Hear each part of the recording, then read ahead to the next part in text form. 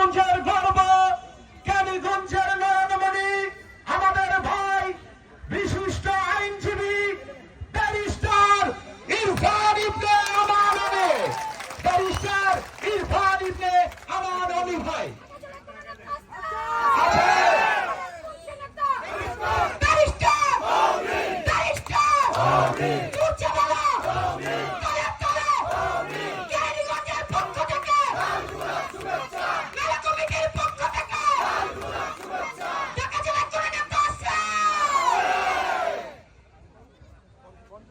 বিসমিল্লাহির রহমানির রহিম। আজকে আমরা এখানে সবাই উপস্থিত হয়েছি মরহুম ফয়জুদ্দিন সাহেব 50তম উরুস মোবারক অনুষ্ঠানে উপস্থিত শ্রদ্ধেয় আমার মুরব্বীগণ, উপস্থিত সাবেক ডাকসুর বিপি, আধুনিক কেরানীগঞ্জের রূপকার, সাবেক এমপি, মন্ত্রী, বিএনপি চেয়ারপারসন উপদেষ্টা জনাব আমানুল্লাহ আমান, উপস্থিত আমাদের কেরানীগঞ্জ মডেল থানার শ্রদ্ধেয় নেতৃবৃন্দ বিএনপির, উপস্থিত আমাদের ছোট ভাই বোনেরা, শ্রদ্ধেয় মুরব্বীগণ, প্রিয় এলাকাবাসী এবং আমার শ্রদ্ধেয় মা বোনেরা, আপনাদের সবাইকে আসসালামু আলাইকুম। আমার প্রিয় হযরতপুর বাসিন্দারা, আপনারা কি সবাই ভালো আছেন? ভালো নাই মনে হয়, ভালো আছেন? আলহামদুলিল্লাহ, আলহামদুলিল্লাহ। আজকে এখানে আমি আপনাদের মাঝে উপস্থিত হয়ে অনেক আনন্দিত এবং আজকে আপনারা জানেন যে ফয়জুন শাহ, মরহুম ফয়জুন শাহ যে উরুসে আমরা এখানে উপস্থিত হয়েছি, আমরা সবাই দোয়া করি আল্লাহ তাআলা তাকে যেন বেহেশতে নসিব করেন। এবং আজকে আপনারা জানেন দীর্ঘ 16টা বছর পর আমরা এখানে সবাই উপস্থিত হয়েছি, তাই না? কি ঠিক কি না? অতএব এখন থেকে আমরা সুন্দরভাবে এইভাবে হচ্ছে গিয়ে প্রত্যেক বছরে জানি এটা হয়, এটা আমরা সবাই খেয়াল রাখবো, ঠিক আছে?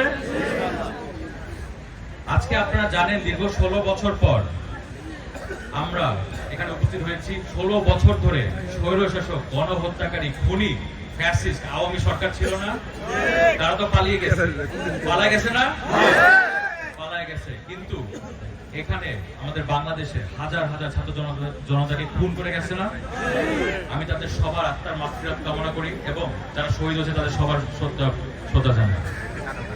আমরা দেশ নায়ক জনাব তারেক রহমানের নেতৃত্বে 16 বছর ধরে আন্দোলন সংগ্রাম করেছি। কিসের জন্য? বাক স্বাধীনতার জন্য, মানবাধিকারের জন্য, ভোটাধিকারের জন্য এবং গণতন্ত্রের জন্য।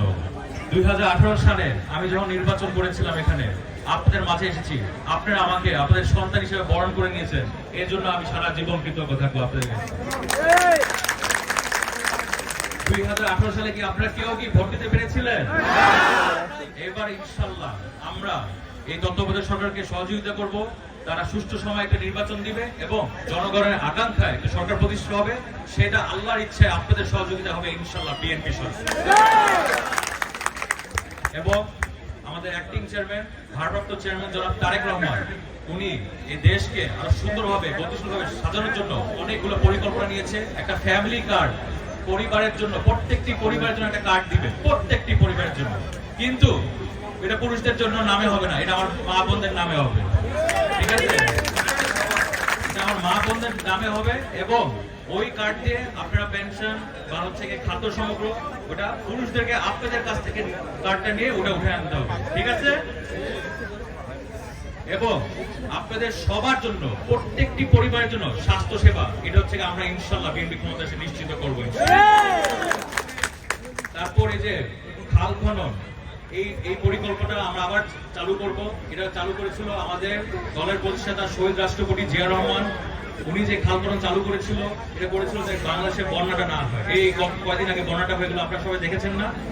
ইনশাআল্লাহ আমরা ক্ষমতায় আসলে এই নদী ভাঙন, তারপর খাল খনন, এইসব যে কাজ দরকার আছে, এগুলো আমরা সবাই একসাথে নিয়ে শুরু করবো ইনশাআল্লাহ।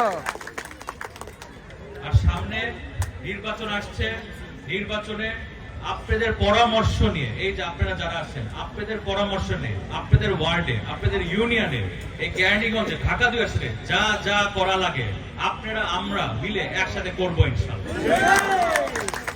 তো এখন আমার বাবার অসম্পূর্ণ কাজ পূরণ করার জন্য এখানে আপনারা যারা আছেন আপনাদের সবার সহযোগিতা প্রয়োজন।